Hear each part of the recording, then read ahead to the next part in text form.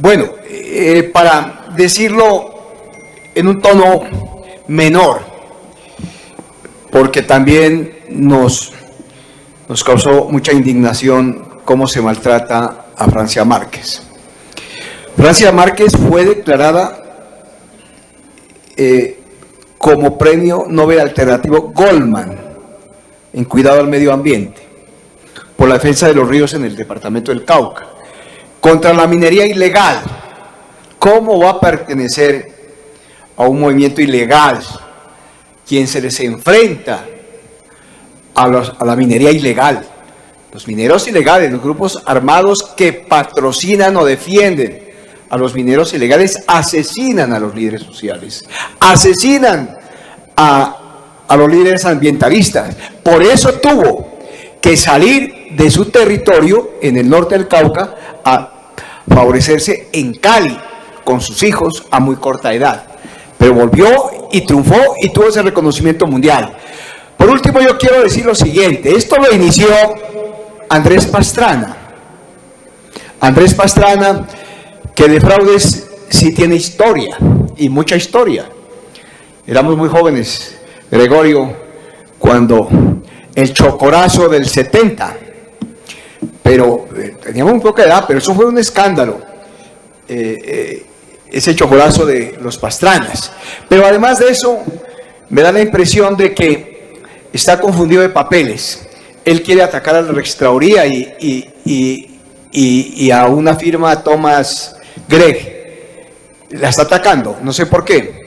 Pero una cosa curiosa, mire que ahora sí que las redes sirven para informarse rápidamente. Fue miembro de la Junta Directiva de Thomas Gregg hace unos pocos años, Andrés Pastrana. Muchas gracias. A usted, senador. ¿Tiene la...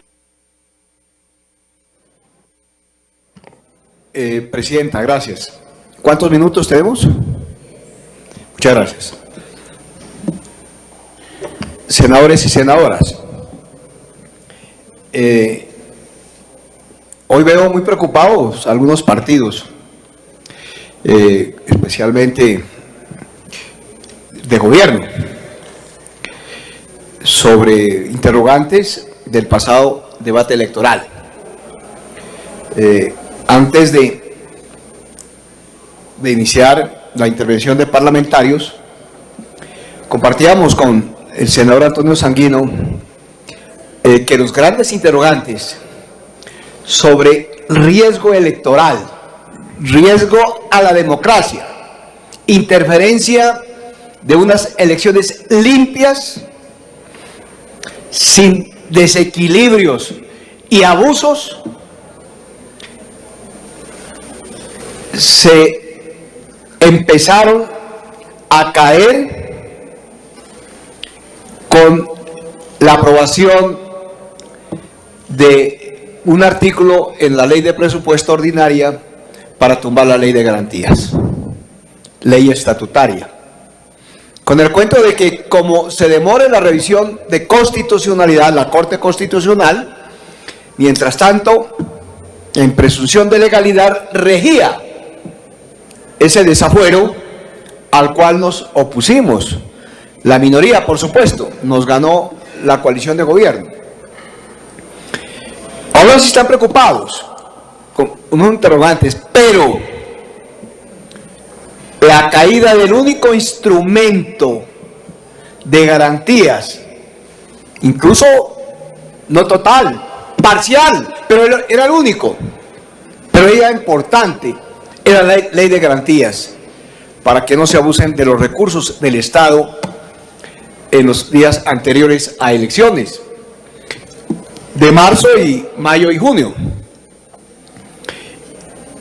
Ese es un buen interrogante, es un buen planteamiento. La preocupación de hoy debió haber sido de la mayoría de este Congreso, la preocupación hace unos meses, en el mes de octubre. Y lo mismo del gobierno, del actual gobierno. Entonces quiere decir que gobierno, ejecutivo y Congreso, las mayorías del Congreso, atentaron con la democracia,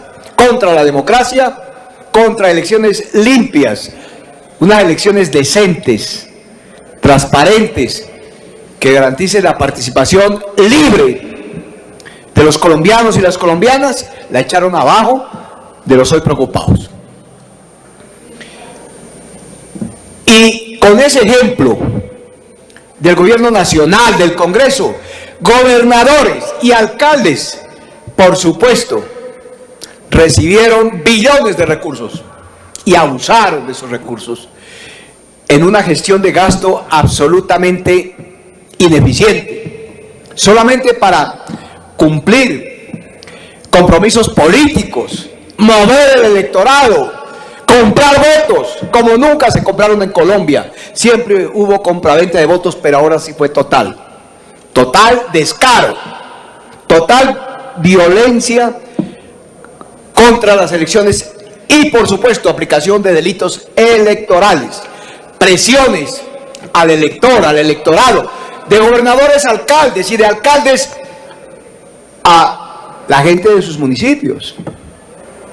Y entre esos menciono al gobernador del departamento de Nariño, para que no digan que yo estoy haciendo afirmaciones genéricas, abstractas, doctor Wilson, que simplemente dejo planteado un problema. No, en Nariño especialmente hubo abuso del poder y de los recursos, de la nómina, de la contratación, de las regalías, de los presupuestos ordinarios. Cientos de miles de millones de pesos, por no decir billones, se pusieron en juego para tratar de elegir senadores, representantes preferidos de los gobiernos departamentales, en el caso de nuestro departamento también, y muchos alcaldes. ¿Por qué no hablamos de eso también? ¿Por qué no hablamos de ese riesgo que implicó la caída de la ley de garantías?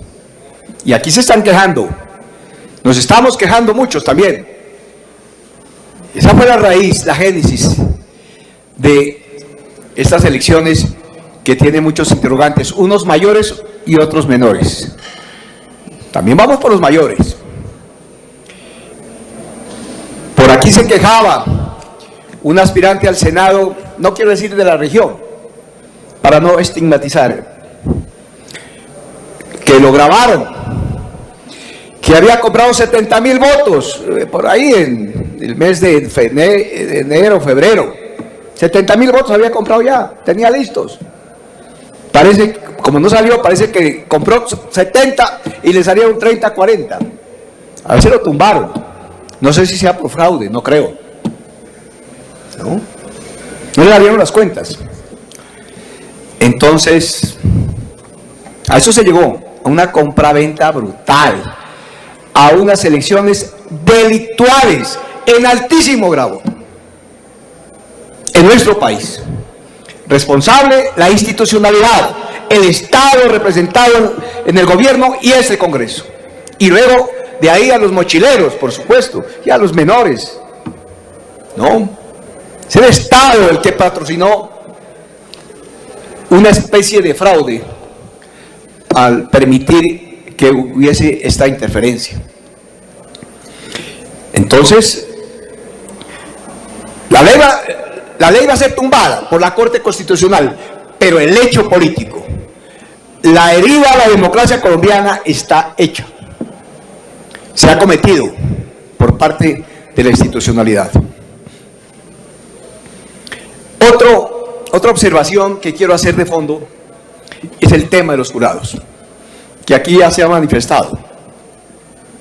Resultó mal esa acusación en genérico, inexacto, de que los maestros, los profesores, son los culpables de los fraudes en nuestro país, y crearon el ambiente, crearon las condiciones propicias para que separaran del cargo no solamente a maestros, sino a servidores públicos, a funcionarios públicos, que tienen mucho que perder si cometen un desafuero, si cometen una irregularidad, si alteran los resultados de la votación en los C14 y lo que tengan que firmar de actas. Porque la gente No se va a dejar transar por unos pocos recursos si a cambio de eso tiene el riesgo de perder su cargo.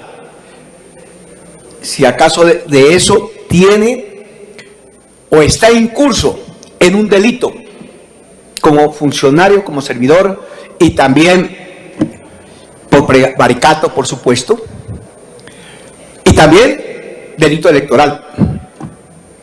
Entonces no fue buena esa decisión y de ese ambiente que se creó por parte de partidos y por parte de sindicaciones ideológicas y posturas en contra de los anteriores jurados. No quiero decir que eran excelentes, no infalibles, pero cometieron menos errores, menos irregularidades y metieron mal la metieron menos la mano. Hay un muchacho descaradito, hijo de un ciudadano empresario, que se burlaba de su función de jurado, que es una función legal y de responsabilidades especiales. Así se llevó a constituir jurados en todo el país. Y hoy el mismo registrador los ha denunciado. Y resulta que además de la irresponsabilidad o de la cooptación de los jurados que hicieron movimientos políticos, mochileros y cuadros políticos con los recursos que les dio el Estado, con los convenios, con los torrentes de dinero, los jurados o terminaron los registradores municipales allá de todo el país, de todos los municipios, vinculando jurados amigos de los alcaldes, amigos de los... Un minuto para terminar, senador. Un minutico.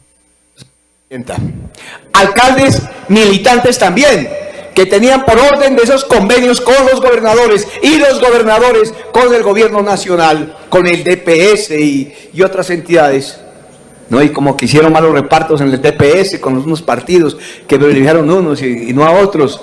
En fin, los alcaldes suministran a sus cuadros políticos o funcionarios o jefes políticos, y ahí, además de la manipulación de la votación con los recursos, con los convenios, con las inversiones, pues se añade la conformación de los jurados, de los 4 o 5 jurados de votación de las mesas. A eso se llegó por los convenios, por la plata, por los recursos y por la sustitución de funcionarios que anteriormente hacían mejor las elecciones, y entre esos los maestros. También se llegó a... Gracias, senador García. Tiene